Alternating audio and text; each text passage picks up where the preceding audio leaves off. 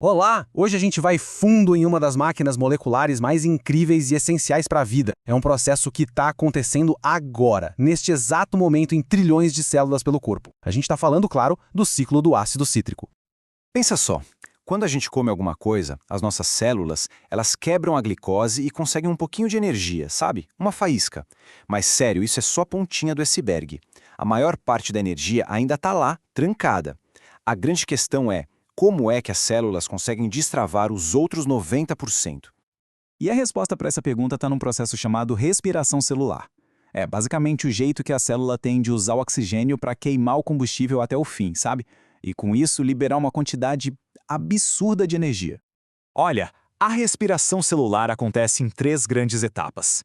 Primeiro, o combustível é todo picotado em pedacinhos de 2 carbonos. Aí vem o segundo estágio, que é o coração da nossa conversa de hoje, o ciclo que oxida esses pedacinhos, ou seja, que arranca a energia deles. E por fim, a recompensa final, quando essa energia vira ATP.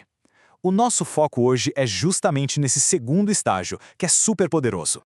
Ok, primeira seção, o combustível universal. Para esse ciclo girar, não importa o que a gente coma, carboidrato, gordura, proteína, tudo, absolutamente tudo precisa ser convertido numa única molécula universal. E essa molécula é a acetil-CoA. Pois é, a acetil-CoA, ela é tipo a moeda de troca, sabe? O passaporte de entrada para o ciclo do ácido cítrico. O piruvato, que vem lá da quebra da glicose, é o exemplo mais clássico.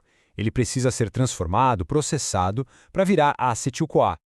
E quem faz essa conversão toda? Uma máquina molecular, assim, gigante e impressionante. O complexo da piruvato desidrogenase, ou, para encurtar, complexo PDH. Dá para imaginar ele como um porteiro super rigoroso ou uma alfândega que prepara o piruvato para poder entrar no ciclo.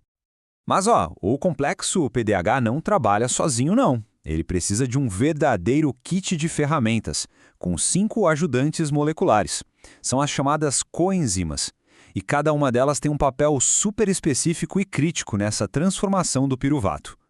E é aqui que a coisa fica interessante, porque a gente vê uma conexão direta da bioquímica com a nossa alimentação do dia a dia. Olha só, 4 dessas coenzimas essenciais vêm de vitaminas do complexo B. É exatamente por isso que uma deficiência de uma vitamina como a tiamina, a B1, pode bagunçar, e muito, a nossa produção de energia. Vamos para a segunda seção, dentro do motor celular.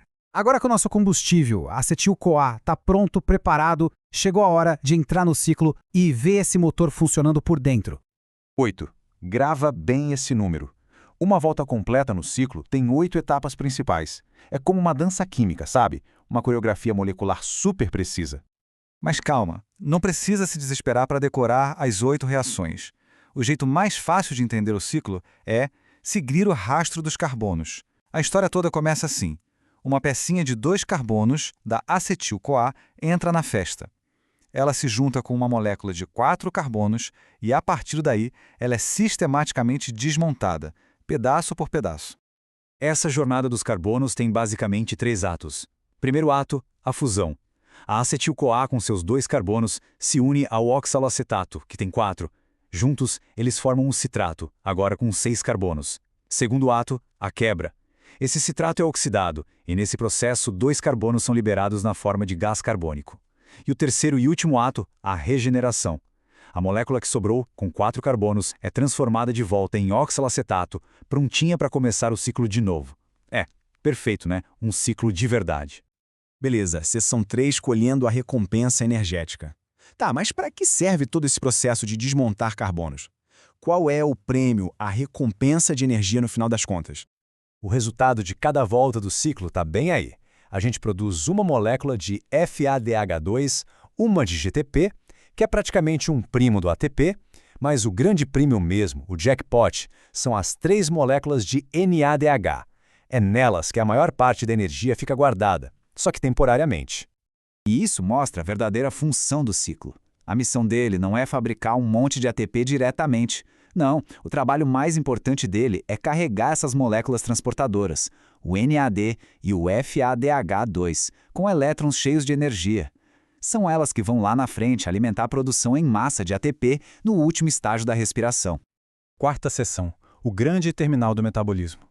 E se eu disser que queimar combustível é só metade da história? Pois é, o ciclo é muito mais do que um simples motor de energia. O ciclo do ácido cítrico é o que os bioquímicos chamam de uma via anfibólica. Nome complicado, né? Mas significa simplesmente que ele faz duas coisas ao mesmo tempo. Ele quebra moléculas para gerar energia, o que a gente chama de catabolismo, e também fornece peças para construir outras moléculas, o anabolismo. É como se fosse um grande terminal, uma estação central do metabolismo.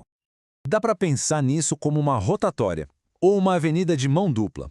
Num sentido, o tráfego quebra a acetil-CoA para gerar energia.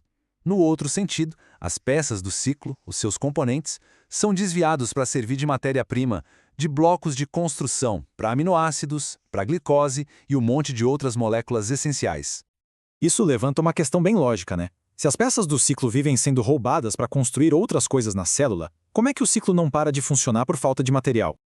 A célula, claro, tem uma solução genial para isso. São as reações anapleróticas. Essa palavra vem do grego e quer dizer preencher, e é exatamente isso que elas fazem. Elas pegam outras moléculas, como o piruvato, e usam para reabastecer as peças do ciclo, principalmente o oxalacetato. É um jeito de garantir que o motor nunca fique sem combustível ou sem peças.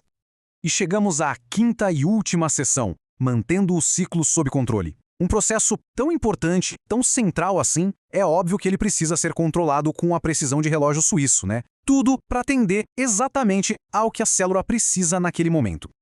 Aqui estão os pontos-chave de controle do ciclo. E o princípio por trás disso é simplesmente fascinante. O ciclo meio que se regula sozinho. Pega a primeira enzima, por exemplo, a piruvato desidrogenase. Ela é freada pelo ATP e pelo NADA, que são sinais de que a célula está com energia de sobra. Por outro lado, ela é acelerada pelo AMP, que é um sinal de que a energia está baixa. É um sistema de feedback, perfeito.